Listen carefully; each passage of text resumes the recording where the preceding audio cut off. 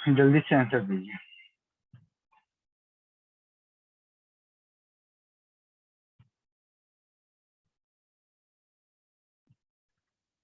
Answer दो भाई।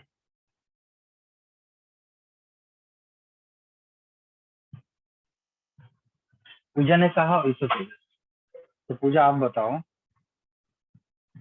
आपने इसको इसोफेगस ही क्यों चुना? रेक्टम भी कह सकते थे, लार्ज इंटेस्टाइन भी कह सकते थे, स्मॉल वाली भी कह सकते थे। सर क्योंकि चलते अभी हम पढ़ भी इसके बारे में रहे हैं, और जो फूड पाइप है वो सबसे लॉन्गेस्ट होती है जहाँ से हम खाना लेते हैं, मतलब जाता है। सबसे लॉन्गेस्ट की बात करो तो तुम्हारी स्मॉल इंटेस्टाइन सबसे ज्यादा लॉन्गेस्ट होती है। मतलब thickest wall, thickest wall. How can you से कि दैट ये थिकेस्ट है? मैंने कहा ठीक है, आपको पूरे मिलते हैं 4 नंबर, आपको पूरे 4 मार्क्स मिलते हैं। यहाँ पर तुमने तुक्के मारे हैं कि अभी एसोफेगस सर पढ़ा रहे थे, एसोफेगस इसका आंसर होगा। हाँ, नहीं सर, ऐसा कुछ। जो तो अगर आपने इसको इसका आंसर एसोफेगस चुना है तो उसके पीछे की वजह बताएं क्यों, बताइए। सर थिकेस्ट हाँ वॉल। हाँ सर मैं बता के देखूं? हाँ, बता के देखो। क्योंकि सर जो हम फूड को च्यूइंग आफ्टर च्यूइंग के बाद सर यूसोफेगस से सही होके तो जाता है, लेकिन जो और डाइजेस्टिव ट्रैक है उसमें तो सर लिक्विड फॉर्म में कन्वर्ट हो जाएगा, तो वहां पे तो जरूरत नहीं पड़ेगी थिकेस्ट वॉल की। तो ये तुमने बड़ा बढ़िया दिमाग लगाया। हम इसके नॉट नहीं पढ़ा, एसोफेगस से लेकर के एनस तक ये हमारा एलिमेंट्री कैनाल, मतलब माउथ से लेकर के एनस तक हमारा एलिमेंट्री कैनाल।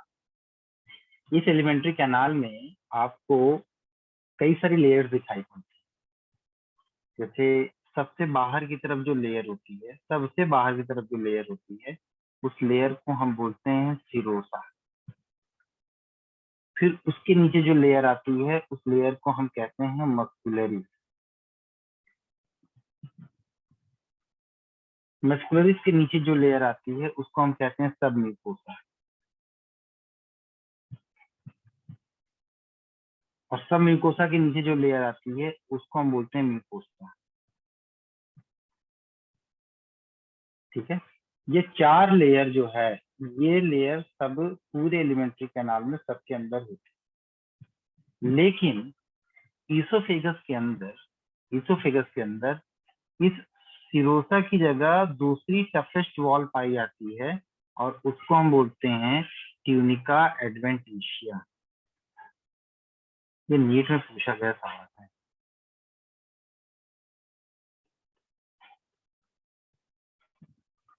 तो on the place of serosa there is a tunica adventitial layer is present which makes the toughest and thickest among the all digestive tract। बात समझ में आई? सिरोसा की जगह पर क्या पाया जाएगा? ट्यूनिका एडवेंटिशिया पाया जाएगा। ठीक है, और ये जो लेयर है, ये लेयर है, ये बाहर से अंदर की तरफ है, और ये अंदर से बाहर की तरफ इस तरीके से जाएंगे। ये बाहर है, आउटर है, और ये आपका इनर है। ये इनर है, ये आपका आउटर।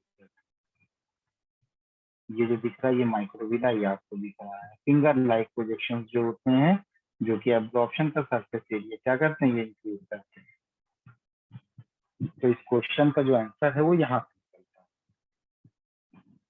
ठीक है, ये बात समझ में आई आपको?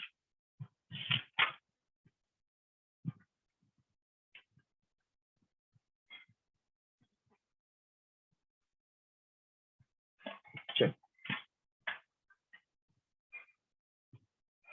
क्वेश्चन लिख लिया आपने, सॉल्यूशन भी लिख लिया। चलिए हम लोग आगे चलते। हम लोगों ने पढ़ा था इसोफेगस के बारे में, और इसोफेगस के बारे में इसको थोड़ा सा और क्लैरिफिकेशन में आपको देता हुआ चलूं, तो आप ये देखोगे कि बेटा ये हमारा इसोफेगस है, ये हमारा इसोफेगस है, और यहाँ पर मेरा मौजूद है क्या, स्टमक। ये हमारा स्टमक, ये हमारा स्टमक। ठीक है, ये है हमारा ओ ई से भी लिखते हैं, ओ ई से ये हमारा है स्टोमक। आपको मालूम था कि इस रीजन पर यहाँ पर मौजूद था क्या, एक स्फिंक्टर मौजूद था। इस स्फिंक्टर को हम क्या बोलते हैं बताइए? लोअर इस्टोफेजियल स्फिंक्टर, या इसी स्फिंक्टर का दूसरा नाम होता है कार्डियक स्फिंक्टर। ये कार्डियक स्फिंक्टर, ये आपका कार्डियक स्फिंक्टर। तो इसमें कुछ पॉइंट्स हैं आपके जो इम्पोर्टेंट हैं, आप लोग लिखते हुए चलेगा हमारे साथ। ओएसोफेगस की जो लंबाई होती है बेटा, वो आपकी 25 सेंटीमीटर लॉन्ग, पहला पॉइंट 25 सेंटीमीटर लॉन्ग। अच्छा, सबसे लॉन्गेस्ट ओएसोफेगस किसका होगा?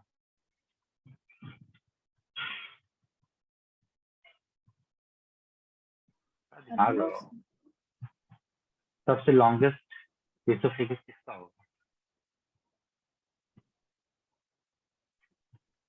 सर जिसकी गर्दन सबसे लंबी होगी। गर्दन सबसे लंबी किसकी है? Giraffe. Giraffe. Giraffe. Sir common सा क्वेश्चन, कॉमन सा आंसर, दिमाग घूमना सर। ये गर्दन से तो होके जाएगी ना, ओएसोफेगस ऐसा तो है नहीं कि बाहर से होके जाएगी बाईपास लेकर। है ना? तो सबसे लंबी जो ओएसोफेगस होगी वो किसकी होगी? जिराफ की। ये आप याद रखिए। दूसरा point, serosa around ओएसोफेगस is absent. Serosa around ओएसोफेगस absent. क्या पाया जाएगा सीरोसा की जगह पर बताइए? पाया जाएगा आपके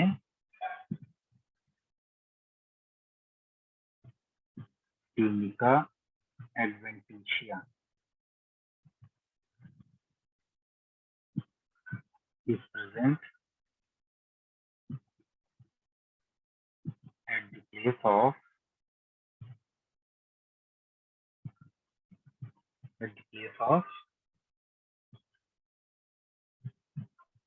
zero। ठीक, इस पॉइंट पे याद रखिए।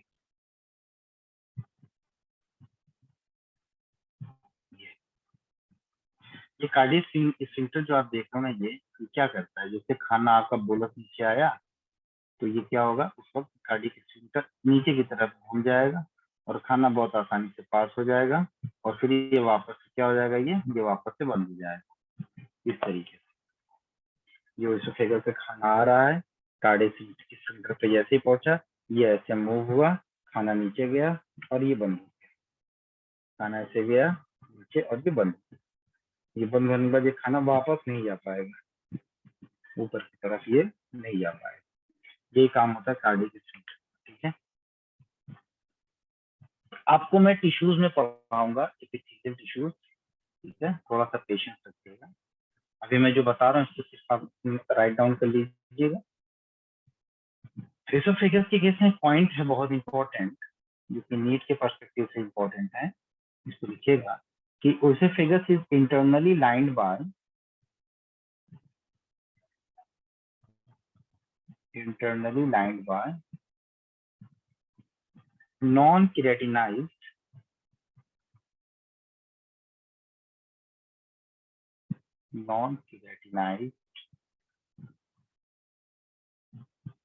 non-keratinized stratified squamous epithelium।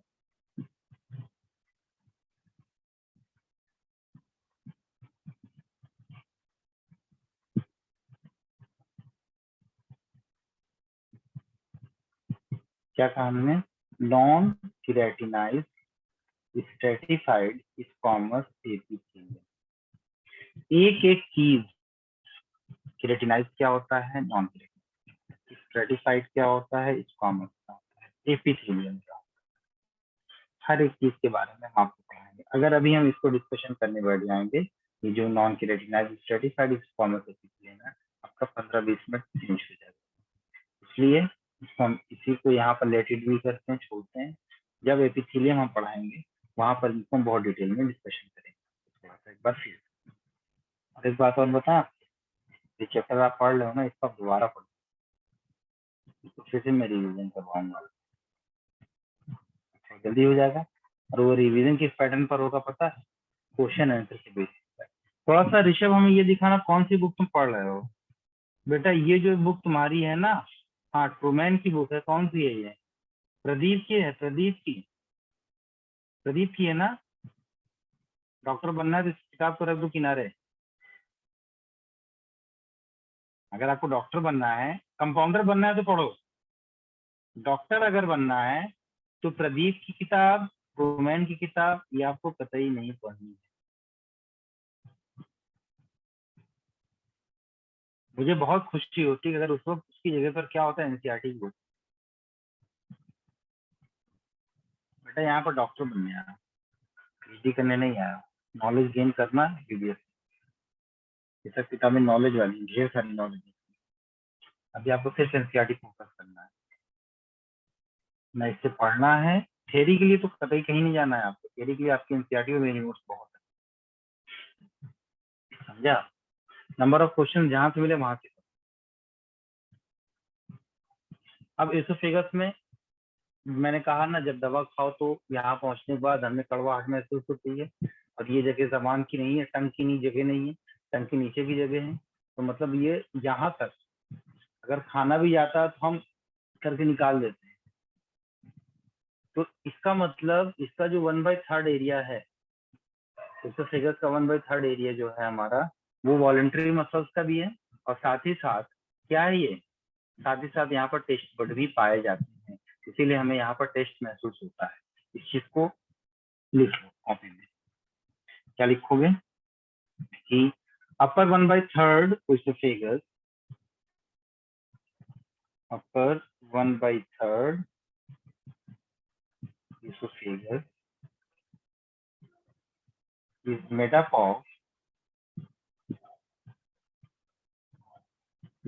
of voluntary muscles.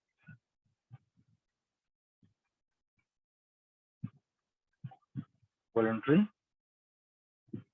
muscles and having some taste buds. और वहां पर कुछ टेस्ट बर्ड्स भी पाई जाती हैं।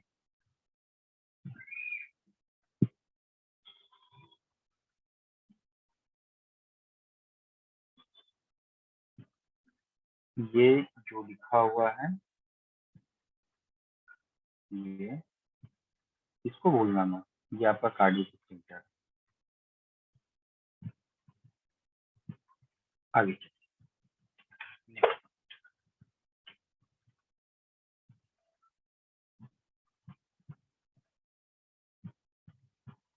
मान लीजिए कि ऐसी कंडीशन आ जाए, ये जो आपका ये जो एसोफेजियल स्फिंक्टर है,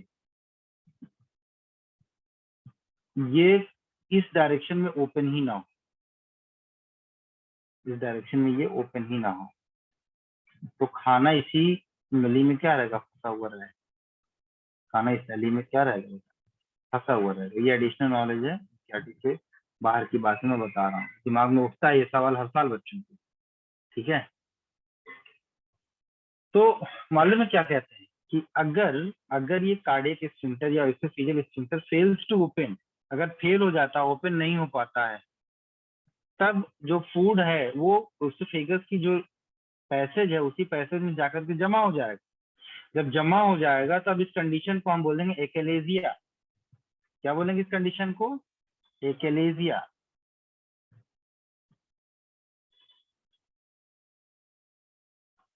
एकेलेजिया में क्या होता है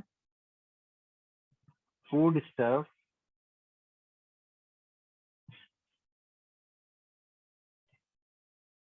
accumulate into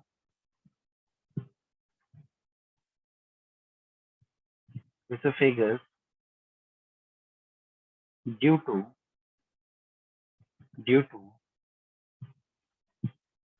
cardiac sphincter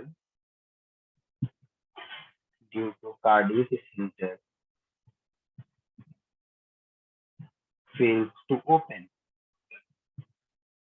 Cardiac sphincter fails to open.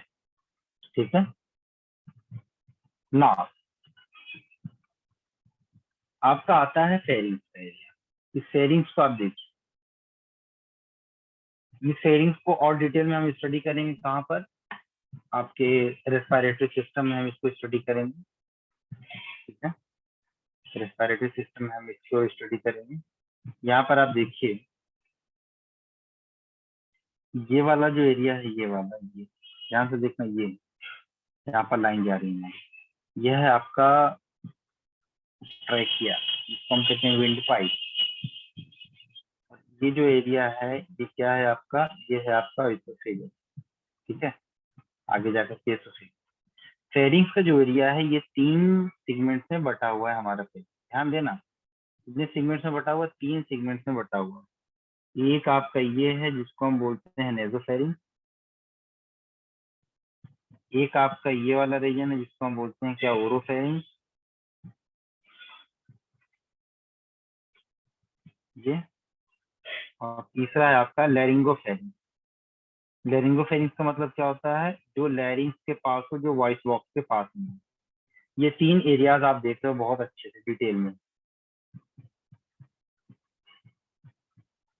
देखिए, ये नाक है आपकी, ये नाक है आपकी। यहाँ से आपने सांस ली, एयर अंदर आई, एयर यहाँ से गुजरी, एयर यहाँ से गुजरी और यहाँ पर टकराई। तो इन 3 एरियो में देखिए, ये क्या है? ये रीजन आपको दिखाई पड़ रहे हैं, गड्ढे दिखाई पड़ रहे हैं। एक्चुअल में ये क्या है? नेजल कॉन का है, नेजल कैविटी के अंदर मौजूद है। तो ये नेजल कॉन का है, ये आपका एक टर्बिनलिस की तरह काम करता है, यानी कि ये हवा को आपकी बॉडी के टेम्परेचर के अकॉर्डिंग मेंटेन करता है, उसके टेम्परेचर को मेंटेन करता है। कैसे? मान लीजिए कि बाहर की हवा बहुत गर्म है, तो आप क्या करिए, हमारी तरफ आप ध्यान से देखिए, आप एक लंबी सांस लेते, आप सांस लो और आपने क्या फील किया? आपने फील किया होगा कि जब आपने लंबी सांस ली तो आपकी सांस आपके नेजल कैविटी में पहुंचने के बाद ठंडा हो गई। कैसी महसूस हो रही? ठंडी महसूस हो रही। अब दोबारा फील करके देखो, ठंडी महसूस हुई हवा। बाहर की हवा गर्म है, जून का महीना चल रहा है, लेकिन आप जो हवा ले रहे हो, वो हवा आपको कैसी फील आ रही है? ठंडी महसूस हो रही है। वो जो ठंडी महसूस हो रही है हवा, उसको ठंडा करने का काम कौन करता है? ये हमारे नेजल कॉन का करता है। ठीक है, ये सब आपको हम वहां पर पढ़ाएं। उसके बाद देखिए, हम यहाँ पर खाना खाया, मुंह खोला, ये जबड़े में ये खाना गया, खाना यहाँ पर आया ओरोफेरिंग। तो ओरोफेरिंग्स आप देखिए, ओरोफेरिंग्स एक ऐसी जगह है, दिख रही है ना? देखिए, हम जब सांस लेंगे तो सांस भी आपका ओरोफेरिंग से होता हुआ यहाँ पर आएगा, हवा यहाँ पर आएगी। गौर गौर करना हमारी बात पे। हमने हवा ली, सांस लिया, सांस यहाँ से इधर से होते हुए ये यहाँ पर इसके अंदर जाएगी, ये पैसेज है सांस का। तो ये जो ओरो मतलब ये ओरल कैविटी, फेरिंग्स का वो एरिया जो ओरल कैविटी के पास हो, उसको मोरोफेरिंग्स कहते हैं। फेरिंग्स का वो एरिया जो नेजल पैसेज के पास हो या नेजल कैविटी के पास, उसको नेजोफेरिंग्स कहते हैं। और फेरिंग्स का वो एरिया जो लैरिंग्स यानी कि आपके वॉइस बॉक्स के पास हो, ये पूरा का पूरा क्या है? ये पूरा का पूरा वॉइस बॉक्स है। ठीक है, वॉइस बॉक्स के पास हो तो उसको हम क्या बोलते हैं बेटा? लैरिंगोफेरिंग्स कहते हैं। तो अब आप देखिए कि ओरोफेरिंग्स एक ऐसा कॉमन एरिया है जहां से आपका फूड पार्टिकल मुंह से आएगा और इस एरिया से होता हुआ यहाँ पर जाएगा, और दूसरा आपका ये जो हवा है, हवा भी इस रास्ते से होते हुए आएगी और इस यहाँ पर जाएगी। तो ओरोफेरिंग्स से 2 पैसेज मतलब 2 सब्सटेंसेस जो है ट्रेवल करते हैं, एक आपका फूड और दूसरा आपका air. Is it clear? Yes sir. ठीक है, हाँ। तो ये 2 एरिया हो गए, तो इसको आप ऐसे यहाँ पर मेंशन कर सकते हैं, भैया ये एयर ये एयर का पैसेज है और ये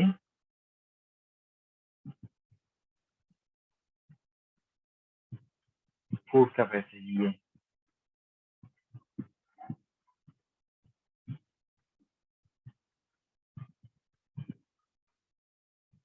ये फूड का पैसेज है। दोनों के पैसेजेस आपको हमने अलग अलग करके बता दी, ठीक है। तो ये आपका लेयरिंग्स हो गया। यही यहाँ पर भी वो सारी चीजें दिखाई गई हैं, ये टॉन्सिल्स वगैरह दिखाया गया। चलो अब हम बात करते हैं बेटा किसकी, स्टमक की बात करते हैं। चलिए हेडिंग डालेंगे हम लोग स्टमक। हेडिंग डालो आप लोग स्टमक।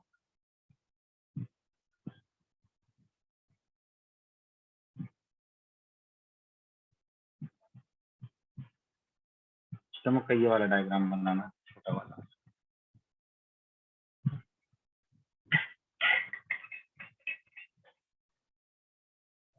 सर कौन सा, लेफ्ट या राइट?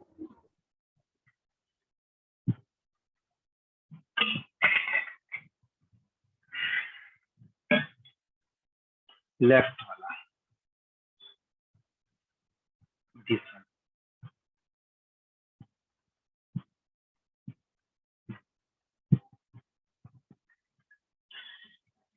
देखो बेटा सबसे पहली चीज, स्टमक जो हमारा है, ये स्टमक किस शेप का है? स्टमक का जो शेप है वो है जे शेप।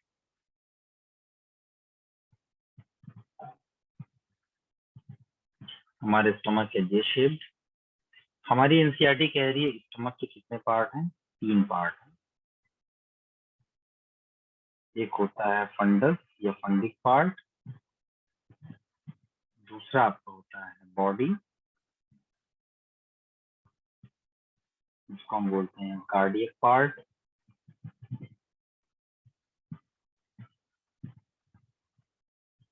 और तीसरा जो होता है उसको हम बोलते हैं पाइलोरस या पाइलोरिक पार्ट।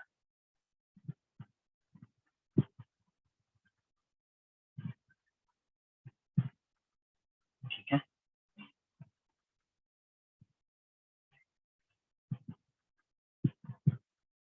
यहाँ पर देखो ये इसोफेगस है आपका, ये आपका इसोफेगस है। देखो इधर ये इसोफेगस है और यहीं पर क्या मौजूद है बेटा? गैस्ट्रोएसोफेजियल जंक्शन, यानी कि यहाँ पर मौजूद है क्या? Cardiac sphincter. तो ये वाला जो पार्ट है ये कार्डिया पार्ट है, ठीक है।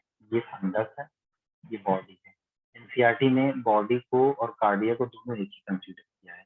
एक्चुअल में जब आप एमबीबीएस करेंगे तब आपको यही वाला स्टमक देखने को मिलेगा। जो इसका पार्ट है फंडस है, ठीक है। ये वाला पार्ट कौन सा है? ये वाला पार्ट इसका फंडस वाला है। ये वाला पार्ट इसका फंडस वाला पार्ट है, ठीक है। ये वाला पार्ट इसका कार्डियक का पार्ट है और ये वाला इसका बॉडी वाला पार्ट है, ठीक। और इसके बाद ये लास्ट जो है इसको हम क्या बोलते हैं बेटा? पाइलोरस कहते हैं, ये पाइलोरिक पार्ट, ठीक है। एक चीज और देखिएगा, यहाँ पर जो वॉल मौजूद है, यहाँ पर जो वॉल मौजूद है, इस वॉल को हमने क्या कहा था? इस वॉल को हमने कहा था इसोफिजियल वॉल या कार्डियक स्फिंक्टर कहा। इसको हमने कहा कार्डियक स्फिंक्टर। अब यहाँ पर आपने कहा कि भाई सर ऐसा है कि यहाँ पर जो खाना आएगा हमारा, जो बोलस हमारा यहाँ से एंट्री करेगा वो वापस न जाने पाए, इसके लिए मौजूद है क्या हमारा? ये कार्डियक स्फिंक्टर। लेकिन आप बताइए कि ये जो हमारा स्टमक है इसके अंदर हाइड्रोक्लोरिक एसिड बहुत ज्यादा अमाउंट में है, जिसकी वजह से स्टमक का इन्वायरमेंट एसिडिक होता है। और अगर यही HCl हमारे बोलस के साथ जब मिल जाता है या मिल जाएगा, तब आपने बताया था कि इसको हम काइम कहते हैं। और काइम क्या होता है? काइम का नेचर एसिडिक होता है।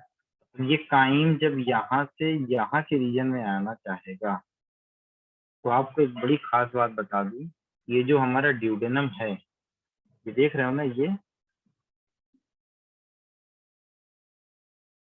एक मिनट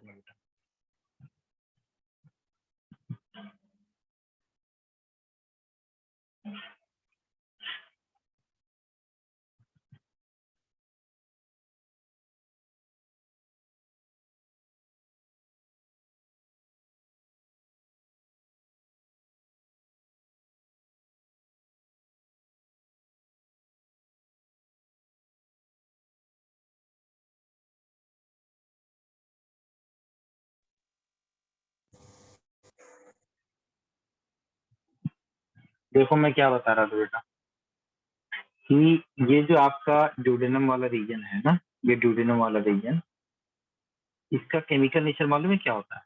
इसका केमिकल नेचर होता है एल्कलाइन। ध्यान से सुनना हमारी बात, क्या कहा मैंने? इसका केमिकल नेचर होता है अल्कलाइन। सारा मामला एसिड बेस का है, सारा मामला एसिड बेस का है। मुंह में स्लाइटली एसिडिक था, मतलब 6.8 था, उससे फेगस में भी आपका अल्कलाइन था, बेसिक था। स्टमक में पहुंचा एसिडिक था। लेकिन जैसे ही आपका खाना, यानी हमारा तुम्हारा ये काइन, काइन जब यहाँ से यहाँ पर आया, खाना कैसा था? बोलस था। यहाँ पर हमने कहा ये बोलस है, ठीक है। यहाँ पर आया तो ये बन गया काइन, ठीक है। अब इस काइन को क्या करना है? पूरी तरीके से डाइजेस्ट करना है। अब इस काइन को यहाँ से एंटर करके ड्यूडेनम में जाना है। तो ड्यूडेनम में जब ये पहुंचेगा ना काइन, तो इस काइन को वापस आने से रोका जाएगा। वापस आने से रोकने के लिए हमारे पास जो चीज मौजूद है उसको हम क्या बोलते हैं पता है? उसको हम बोलते हैं पाइलोरस पार्ट में जो स्फिंक्टर मौजूद होगा उसको हम बोलेंगे पाइलोरिक स्फिंक्टर। क्या बोलेंगे इसको हम? इसको हम कहेंगे पाइलोरिक स्फिंक्टर। ये हमारा है पाइलोरिक स्फिंक्टर। सब लिखते हुए चलना, बनाते हुए चलना, ठीक है। ये हमारा कौन सा स्फिंक्टर है? Pyloric sphincter. ये पाइलोरिक स्फिंक्टर क्या करेगा? प्रिवेंट करेगा बैक फ्लो को। किसके बैक फ्लो? काइन के बैक फ्लो को ये प्रिवेंट करेगा। इस बात को याद रखना, काइन के बैक फ्लो को ये प्रिवेंट करेगा। जैसे ड्यूडेनम में पहुंचा तो ड्यूडेनम में बहुत सारी कहानियां चलती रहती है, जैसे लीवर की डक्ट आकर यहीं पर ओपन होती है, पैंक्रियास की डक्ट यहीं पर आकर ओपन होती है एक साथ मिल करके, और वहां पर ड्यूडेनम के रीजन को बहुत ज्यादा जो है बेसिक बना लेती हैं। इसकी वजह से काइन की एसिडिटी यहाँ पर न्यूट्रलाइज, काइन की एसिडिटी यहाँ पर न्यूट्रलाइज हो जाती है। पहले ये कहानियां लिख लो, पहले बना।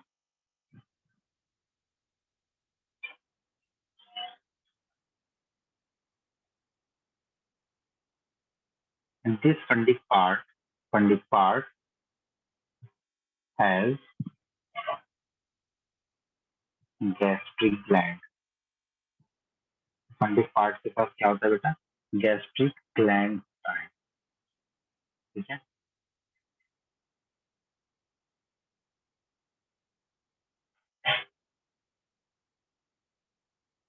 कभी छोटे बच्चे को तेजी से ऐसे गोद लिया है? जो बच्चा 4-5 महीने का हो, 6 महीने का हो? हाँ, नहीं। बच्चे के पेट भरा हो और उसको आप तेजी से गोद लोगे ना, तो क्या होगा? उसके मुंह से दही निकल आएगी बाहर, क्योंकि छोटा बच्चा दूध पीता है। छोटा बच्चा दूध पीता है, मेरी स्ट्रीट करता है। तो जब एचसीएल के साथ वो मिलता है ना, उसका जो खाया हुआ दूध है वो दही बन जाता है, और दही का डाइजेशन होता है, ठीक है। लेकिन वो क्या रहा है मालूम? होगा क्या? जब आप छोटे बच्चों को जब आप लेते हो ना, तो उसका पेट अगर दब गया, तो वो जो उसका जो अनडाइजेस्टेड मिल्क है, जिसको हम कह सकते हैं कर्ड है, वो दही है, तो वो बाहर निकल आता है। मालूम है क्यों बाहर चला आता है? इसलिए बाहर चला आता है क्योंकि ये जो स्फिंक्टर है ना, ये स्फिंक्टर है ना, कार्डिक स्फिंक्टर, इन बच्चों में पुअरली डेवलप्ड होता है। इन बच्चों में पोरली डेवलप्ड होता है, इन बच्चों में अच्छे से डेवलप नहीं होता। इसलिए हम कह सकते हैं छोटा बच्चा दूध से दही बनाने की मशीन है, और मशीन पे ढक्कन नहीं होता है, इसलिए खटाक से उसका जो खाया हुआ दूध है दही बन के बाहर चला आता है, ठीक है। तो इस पॉइंट को लिखिएगा, this cardiac sphincter is poorly developed in infants, poorly developed in infant. इसलिए इसलिए यहाँ पर जो उल्टी होती है, रिवर्स फ्लो होता है, जो रिवर्स फ्लो होता है, hence reverse flow is common. ये जो रिवर्स फ्लो होता है उसके लिए एक मेडिकल टर्म है, उस मेडिकल टर्म को हम बोलते हैं रीगर्गिटेशन।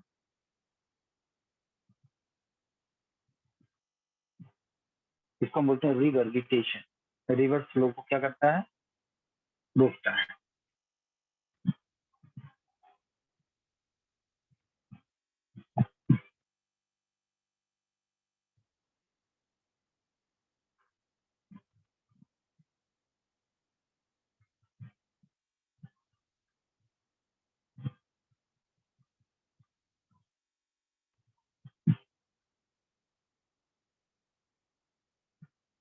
ये बात समझ में आ गई आपको? अभी इसमें बहुत सारी चीजें भी और बताना है।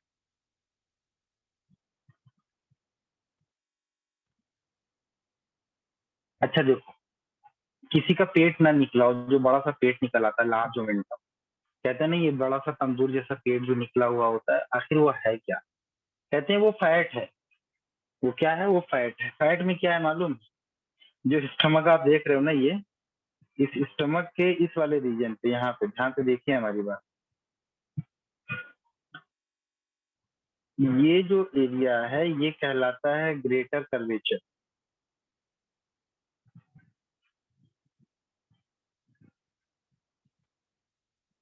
ये क्या है? ग्रेटर कर्वेचर लिखा हुआ ना, ये ग्रेटर कर्वेचर, ये ग्रेटर कर्वेचर लिखा, ये ग्रेटर कर्वेचर। तो ये जो बड़ा सा पेट निकलता है जिसको आप तलते हो और कहते हो बेली फैट है, बेली फैट है, इधर से बेली फैट है, इधर से बेली फैट है, इसके लिए सब जॉगिंग करते हैं, दौड़ते हैं, भागते हैं, ठीक है, कसरत करते हैं और खाना नहीं खाते हैं, लड़कियां डाइटिंग करती हैं, तमाम ये जो कलाकारियां होती हैं, एक्चुअल में जो फैट होता है ना, फैट यहीं पर आकर के डिपॉजिट करता है इस एरिया में। लार्ज मोमेंटम, मैंने एक वो देखा था फेसबुक पे, एक पुलिस वाला रहता है, उसका पेट इतना बड़ा रहता है कि वो बेंच पे सोया रहता है और दूसरी तरफ से जो है एक सपोर्ट लगा कर खाली अपने पेट को टिकाया रहता है, ऐसा पेट को टिकाया रहता है। तो ये क्या होता है? ये वही होता है, ये लार्ज मोमेंटम, और ये छोटा वाला पार्ट जो होता है ये वाला, इसको हम लेसर कर्वेचर है। ठीक है, क्या लेसर कर्वेचर? जब हमारा पेट खाली रहता है, सुनना ध्यान से, जब हमारा पेट खाली रहता है तब हमारे पेट में कुछ इंटरनल फोल्ड्स होते हैं, मतलब पेट हमारा सिकुड़ा हुआ सा रहता है। जैसे अभी आप पेट खाना ना खाए तो पेट आपका सिकुड़ा रहेगा, लेकिन जैसे आप खाना खा लेते हो तो पेट आपका क्या हो जाता है? थोड़ा सा फूला फूला सा हो जाता है, भर जाता है। जो एम्प्टी स्टमक होता है, एम्प्टी स्टमक में आपको ये चीज दिखाई पड़ती है, ये एम्प्टी स्टमक में ये इनर फोल्ड दिखाई पड़ते हैं। इस इनर फोल्ड को हम क्या बोलते हैं बेटा? र्यूगे कहते हैं। जैसे आपको मैंने बताया था ना, माउथ में होता है ये र्यूगे, ये र्यूगे परमानेंट है, लेकिन ये र्यूगे क्या होता है? परमानेंट नहीं होता। जब पेट खाली रहता है तब ये श्रिंकेज श्रिंकेज स्ट्रक्चर आपको दिखाई पड़ते हैं। यहाँ हम क्या बोलते हैं? र्यूगे कहते हैं। और यहाँ पर मैंने आपको दिखा दिया दोनों चीजें, इस जगह पर इसोफेजियल स्फिंक्टर है और इस जगह पर क्या? पाइलोरिक स्फिंक्टर है। ठीक है, और ये आपका स्टमक का structure. I hope this is absolutely clear. तो आप क्या लिख सकते हैं अगला पॉइंट कि empty stomach has internal folds, empty stomach has internal folds, has internal folds,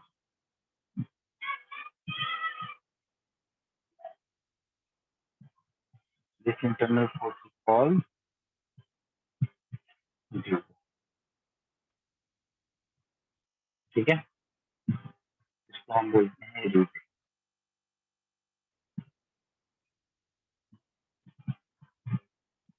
जल्दी बना लो और लिखो इसको।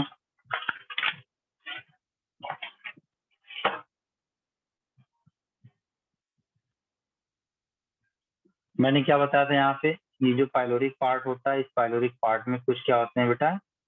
ये गैस्ट्रिक ग्लैंड्स पाई जाती है। ठीक है,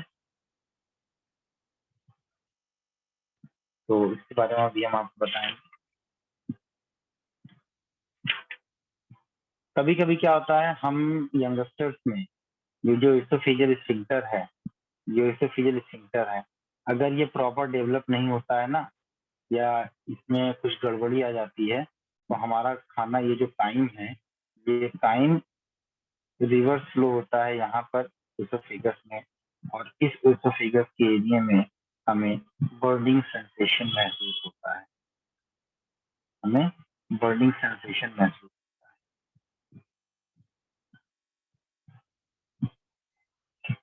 यहाँ पर हमें बर्निंग सेंसेशन महसूस होता है। आन्या, कैमरा ऑन कर बेटा, और सिद्धार्थ आप भी। में बर्निंग सेंसेशन महसूस होता है, ठीक है। और इसी बर्निंग सेंसेशन को हम मालूम है क्या कहते हैं heart burn.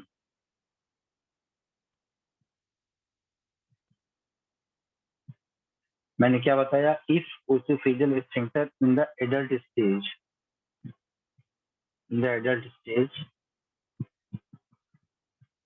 get disturbed, then chyme will return into the epithelial area and create a burning sensation that is called the heartburn. Write down to this. इसको write down.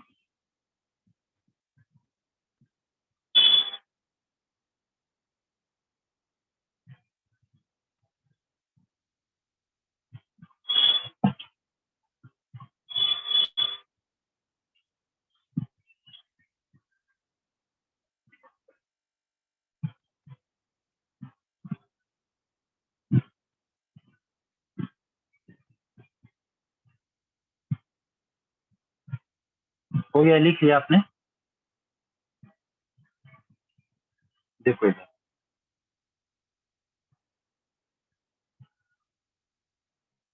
सारे रीजन यहाँ पर दिखाए गए हैं, हमने दिखाया आपको। जो इसका फिगर यहाँ पर आपके फिनिश हुआ है, ये वाला जो रीजन है ये कार्डियक रीजन है, कार्डिया जिसको बोलते हैं। ये वाला रीजन कौन सा है? फंडस है। ये बीच में क्या है? पूरा पूरा बॉडी है। ये छोटा सा पार्ट एंट्रम था और यहाँ पर पाइलोरा। यहाँ पर हम आपसे डायग्राम बनाने जा रहे हैं, ठीक है। इस डायग्राम को आप थोड़ा सा ध्यान से देखिए। हमने ये बनाया आपका जो इस फिगर है, ठीक है। और ये आपका क्या है? इसको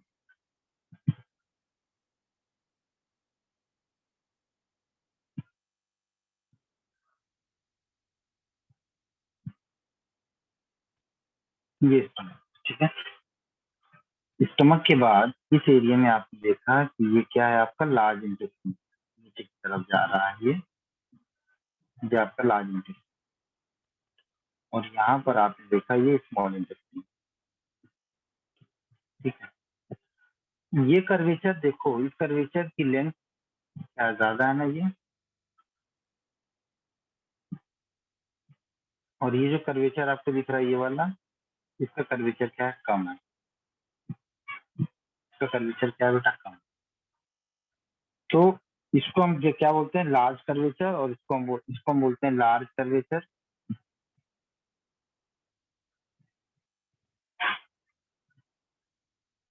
और ये जो है आपका स्मॉल कर्वेचर, ये है आपका स्मॉल कर्वेचर,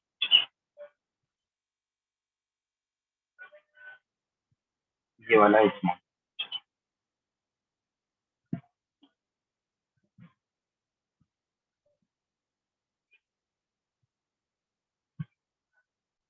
यहाँ पे मौजूद है आपका लीवर।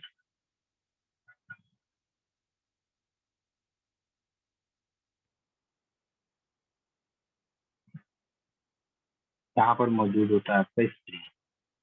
और ये जो रीजन देख रहे हो ना बेटा, ये आपका ये लार्ज वाले इंटेस्टाइन से अटैच्ड होता है। और इसी पे होता है फैट। जो बड़ा सा पेट निकल आता है ना हम लोगों का, है ना, ये बड़ा सा पेट लेकर चलते हैं, कहते हैं बेली फैट। ये जो फैटी एरिया दिख रहा है ना, ये जो फैटी एरिया है ना, ये इसी फैटी एरिया को हम कहते हैं ओमेंटम।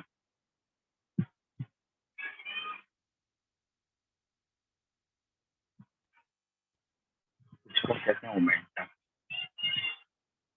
और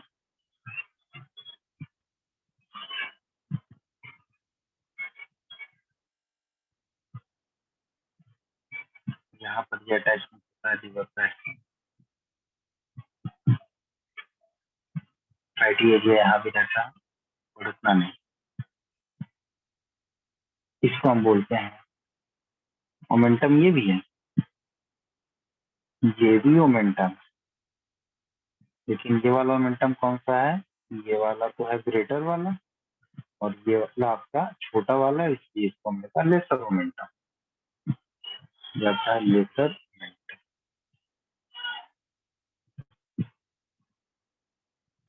ये इतनी कहानी है।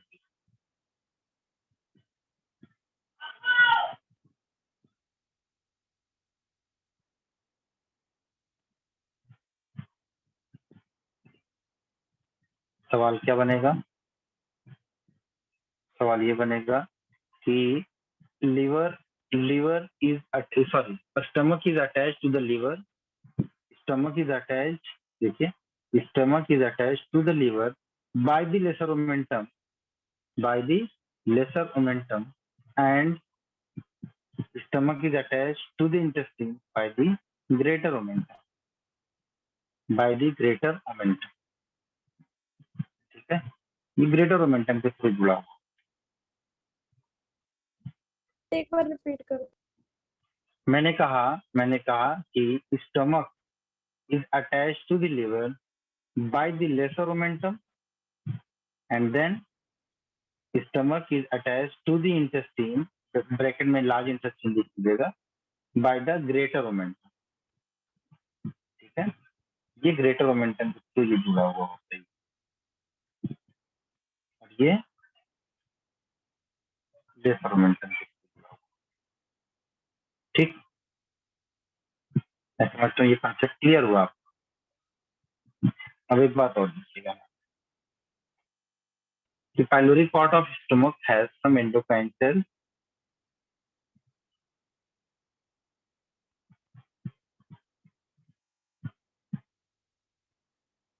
Pyloric part of stomach has some endocrine cells. Endocrine cells कौन सी होती हैं? एक आपकी जी सेल्स है,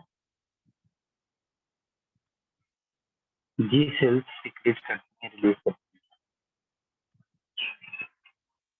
रिलीजेस गैस्ट्रिन हार्मोन,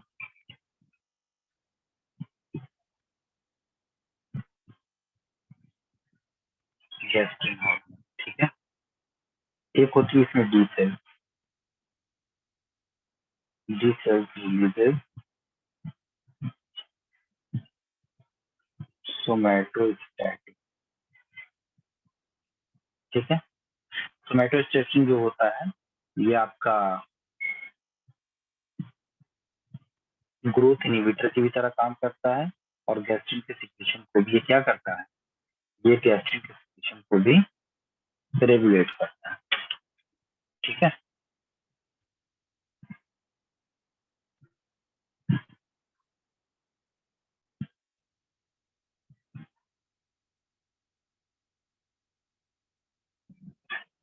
तो अगला इसमें पॉइंट और है कि जो पाइलोरिक पार्ट हमारा है बेटे, ये जो हमारा पाइलोरिक पार्ट है इसके अंदर दो आपने देखा, एक जी सेल देखा, एक बी सेल देखा, इसके अलावा एक सेल और होता है, इसको हम बोलते हैं, ये मोस्ट इंपॉर्टेंट है। एक तो ये वाला इंपॉर्टेंट हो गया, दूसरा जो मैं बताने वाला हूँ ये वाला बहुत इंपॉर्टेंट है, इसको हम बोलते हैं बेटा अर्जेंटा फिन सेल।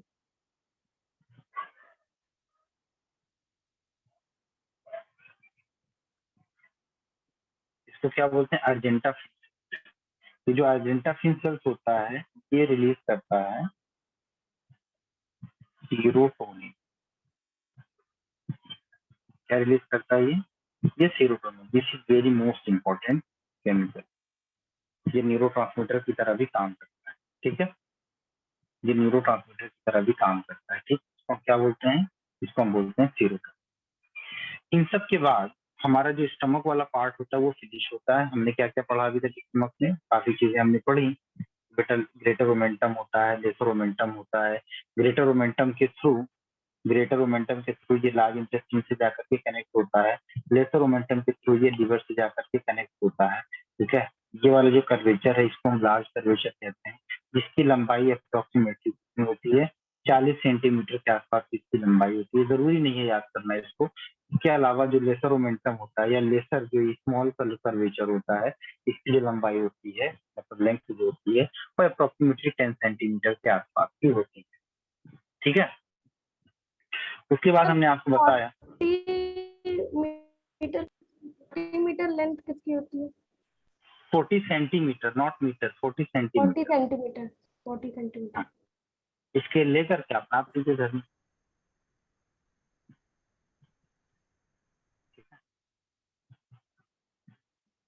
तो ये कहानी होगी।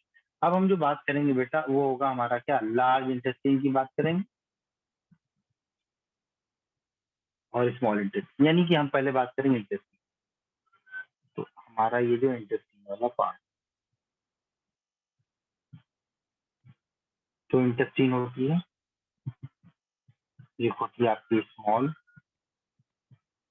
एक होती है लार्ज। अगर हम दोनों के लेंथ की बात करें, दोनों के लेंथ की बात करें, तो लेंथ में स्मॉल इंटेस्टाइन की लेंथ क्या होती है, ज्यादा होती है एज कंपेयर टू लार्ज वाले। तो लार्ज और स्मॉल को इस तरीके से क्यों डिफरेंशिएट किया गया पता है, क्योंकि जैसे मान लीजिए कि ये एक पाइप है,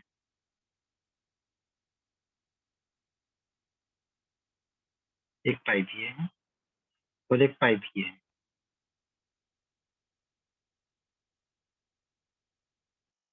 बताइए आप किस पाइप को बड़ा कहें, किस पाइप को छोटा कहें।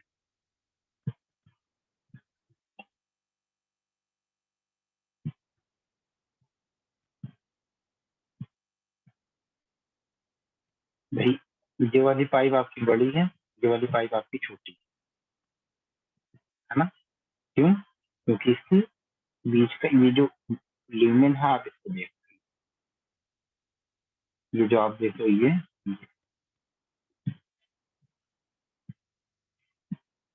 ये जो एरिया होता है ना, इसको हम कहते हैं ल्यूमेन। इसको हम क्या बोलते हैं, हम कहते हैं ल्यूमेन। ठीक है, ये जो है इसको हम कहते हैं ल्यूमेन। अब चूंकि lumen of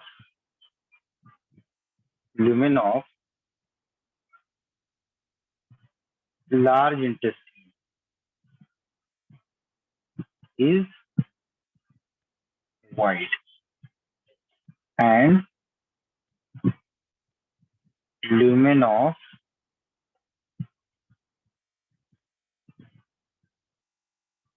small intestine is narrow।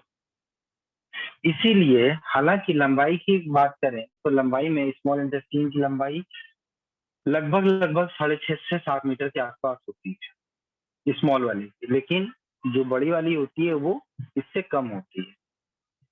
बावजूद इसके स्मॉल वाली को स्मॉल कहते हैं, बड़ी वाली को बड़ी कहते हैं। क्यों कहते हैं, ये ड्यू टू द ल्यूमेन। इस ल्यूमेन की वजह से ये सारे कहानी, ये ल्यूमेन जो आप देख, ये ल्यूमेन, ये ल्यूमेन, ठीक है, यहाँ पर ये स्मॉल ल्यूमेन है और यहाँ पर ये लार्ज, ठीक है। ये इतनी सी कहानी थी बेटा, ये चीज आपने पढ़ ली। चल, आज की कहानी यहीं पर हम रोकते हैं, कल आपको दूसरी चीजें पढ़ाएंगे, ठीक है। बाय।